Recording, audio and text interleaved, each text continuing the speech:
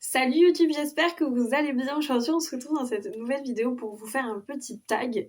Vraiment, les tags, ça date, mais j'adore ce concept-là. Du coup, j'en fais un, j'avais vraiment envie. Aujourd'hui, on va faire un This or That version lecture. Pour la première partie, on va faire un This or That sur tout ce qui est construction du livre, mes tropes préférés ou des trucs comme ça. Et après, on va faire niveau lecture, ce qu'il y a à côté de la lecture, ce qu'on peut faire en lisant. Et du coup, c'est parti, on commence tout de suite. En premier assis sur Zad, c'est Friends to Lover ou Enemies to Lover. Franchement, j'aime beaucoup les deux pour trop, mais je pense que je choisirais Enemies to Lover parce que je trouve que la façon dont les personnages se découvrent est totalement différente. Dans un Friends to Lover, les personnes se connaissent déjà parce qu'ils sont amis, tandis que dans un Enemies to Lover, ce que je trouve intéressant, c'est qu'au début, ils s'aiment pas, ils ne s'apprécient pas, mais ils vont, grâce à l'amour, commencer à se connaître et commencer à s'apprécier. Et ça, j'aime beaucoup. Donc, Enemies to Lover pour moi, je suis juste fan de cette trope. Ensuite, musicien ou sportif. Moi, je suis une fille qui est plus artiste que sportive. Je préfère clairement tout ce qui est le côté artistique, j'aime beaucoup et je le comprends plus que le côté sportif. Donc, pour moi, je préfère les musiciens, les artistes en général. Mais j'avoue que au niveau des artistes, c'est souvent des personnages qui vont être assez seuls, qui vont avoir des problèmes dans leur vie, genre de la drogue, de la dépression, des trucs comme ça. C'est des trucs qu'on revoit facilement dans cet univers-là avec les personnages qui vont être plus artistiques. Tandis que chez les sportifs, il va plus avoir cette ambiance-là d'amitié, de famille. Donc j'aime beaucoup les deux, mais je choisirais quand même musicien parce que ça me correspond plus. Mais du coup, ce que je trouve dommage, c'est que vraiment, c'est des trucs qui sont très clichés dans le sens où les sportifs sont très bien dans leur peau, ont beaucoup d'amis et tout, et les musiciens ils sont plus reculés. C'est un peu le cliché qu'on a sur les artistes et je trouve ça vraiment dommage. Donc musicien pour moi je préfère. Ensuite Slow Burn ou un roman qui va être un peu plus dans l'action.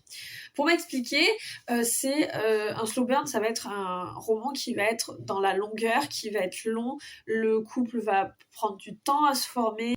Ils vont prendre du temps tout le long de l'histoire, tandis qu'un roman qui va être plus dans l'action, voilà, il va avoir des plot twists, il va avoir rebondissement sur rebondissement, et ça, j'avoue que je préfère, parce que dans un slow burn, je suis plus sujette à m'ennuyer, et franchement, m'ennuyer dans une lecture, pour moi, c'est tout simplement pas possible. Donc, je préfère un livre d'action. La dernière dans cette catégorie, c'est Happy End ou Sad End. Ça, je suis vraiment mitigée. Parce que les sad end, j'aime ça dans le sens où, oui, la vie n'est pas toute rose et que tout ne peut pas se terminer comme on le souhaite et qu'il n'y a pas que des romans qui sont comme dans Disney où tout se passe bien et que les personnages vivent heureux jusqu'à la fin de leur jour. Mais à la fois, un bon happy end, ça fait du bien. Parce que lire que des sad end, je pense que c'est compliqué psychologiquement. Donc je suis mitigée, je suis un petit peu entre les deux. Je vais choisir Happy End, je pense, niveau psychologique, parce que je pense pas que niveau psychologique j'arriverai à tout le temps dire des sad end, mais j'aime bien les sad end quand même. Du coup là on passe dans la deuxième catégorie, et du coup la première question c'est saga ou one shot. J'aime beaucoup les sagas parce que dans une saga, du coup, tu revois les personnages que tu as appréciés dans tout le long de la saga, en fait. Tout le long de la saga, tu vas retrouver des personnages que tu as aimés. Par contre, vu que je suis une fille très très impatiente, je vais quand même préférer les one-shots parce que dans un one-shot, tu commences ta lecture, tu sais qu'à la fin du livre, tu vas avoir toutes les réponses que tu voulais. Tandis que dans une saga, surtout si c'est une saga qui a été commencée il y a longtemps et que tu l'as pris, je sais pas, à la fin, que la saga est déjà terminée, donc il faut que tu te tapes toute la saga pour avoir toutes les réponses que tu veux, ça me saoule. Vraiment, ça me saoule. Je suis beaucoup trop impatiente pour ça. Donc je vais quand même choisir les one-shots. Alors ça, cette question, est-ce que je suis team thé ou est-ce que je suis team café? Je suis team thé. Toute ma vie, je serai team thé. Je n'aime pas le café, j'aime pas du tout le goût. Toujours team thé. Je préfère les thés, les infusions, les tisanes. Je préfère largement ça plutôt que le café. Donc donnez-moi un bon thé et je serai très heureuse. Prochaine question, ça va être les deux prochaines questions vont être deux questions qui vont être reliées. Du coup, première question, est-ce que je préfère les poches ou les brochets? Donc pour ceux qui ne savent pas ce que c'est, je vais quand même vous montrer. Du coup, un livre version poche, ça va être un livre petit format qui va être du coup à des prix plus abordables. Un poche en général c'est entre 7 et 9 euros, donc c'est des prix quand même qui sont assez bas. Et un brochet, ça va être le livre en sa version grand format qui va coûter côté du coup plus cher. Lui par exemple il coûte 17 €. Souvent les brochets sortent avant que les poches sortent, mais du coup voilà, ça c'est le grand format. Personnellement, dans la maison d'édition Hugo Poche, ça ne me dérange pas du tout d'avoir des poches parce que c'est des livres que je trouve quand même très jolis. L'idée de faire des tranches comme ça où ça retrouve la couleur et en fait si vous les mettez à côté, c'est toutes les mêmes tranches, sauf que c'est pas les mêmes titres et tout le tralala quoi. J'aime beaucoup ces poches-là parce que je les trouve très très jolies. Mais par contre, si je prends un poche de la maison d'édition Le Livre Poche Jeunesse par exemple, je n'aime pas du tout parce que je trouve ces livres pas du tout jolis. Voilà, la couverture est belle, sinon je n'aime pas. Vraiment, je n'aime pas l'esthétique du livre. Donc, ça dépend des maisons d'édition, mais j'avoue que je vais plus acheter des poches qu'acheter des brochets parce que les brochets coûtent plus cher. Donc, si c'est niveau esthétique, je vais préférer prendre des brochets.